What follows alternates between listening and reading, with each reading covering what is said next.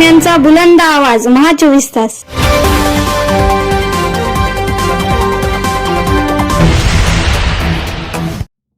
बातमी येते नांदेडच्या माहूरमधून. माहूरमध्ये घरकुलाचा तिसरा हप्ता न मिळाल्याने नांदेडच्या माहूर शहरातील घरकुल लाभार्थ्यांच्या घरकुलाचे कामे खोळंबली. अनेक लाभार्थ्यांनी कर्ज काढून केले घरकुलाचे काम पूर्ण. प्रशासनाच्या हलगर्जीपणामुळे घरकुल लाभार्थी कर्जबाजारी. नांदेडच्या माहूर शहरात पंतप्रधान आवास योजनेअंतर्गत 1367 घरकुलांना 2017 मध्ये मंजुरी मिळाली. घरकुलाचा लाभ मिळाल्याने लाभार्थ्यांनी घरकुलाच्या कामाला देखील सुरुवात केली. 1367 पैकी 800 घरकुल लाभार्थ्यांनी घरकुलाचे कामे पूर्ण केली आहेत. या घरकुल लाभार्थ्यांनी घरकुलाचे कामे पूर्ण करण्यासाठी कर्ज काढले.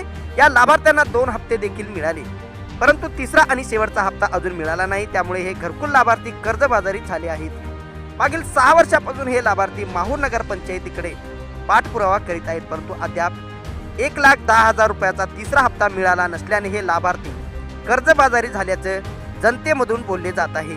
महा 24 तास न्यूजसाठी महेंद्र धोंगडे, माहूर, नांदेड. तर पाहूया घरकुल लाभार्थी काय म्हणाले.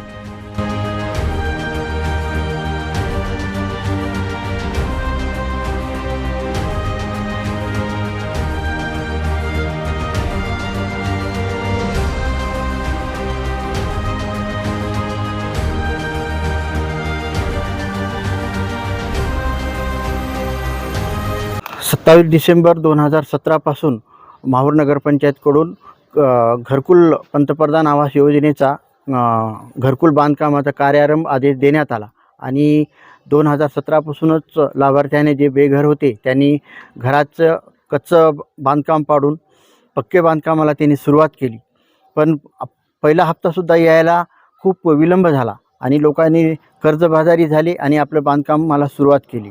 जेव्हा 50% बांधकाम झालं तेव्हा पहिला हप्ता लाभार्थ्याच्या खात्यात पडल्यामुळे आता जनतेला वाटलं, लाभार्थ्यांना वाटलं की आता लवकर पैसे जमा होतील. या उद्देशाने त्यांनी मग पूर्ण बांधकाम करण्यास सुरुवात केली. लोकांकडून व्याजाने पैसे घेतले आणि बांधकाम पूर्ण केलं. त्या बांधकाम पूर्ण होऊन आज 6 वर्षे, 5 वर्षे असे 3 वर्षे झाले लाभार्थ्याचे, पण आजपर्यंत कोणाचे तिसरा हप्ता पडायला पाहिजे ते पडला नाही. शेवटचा जे 1,10,000 असतो हप्ता ते सुद्धा आज 5 ते 6 वर्षापासून आत्तापर्यंत माहूर शहरातील लाभार्थ्याच्या खात्यात जमा झाल्या नाही.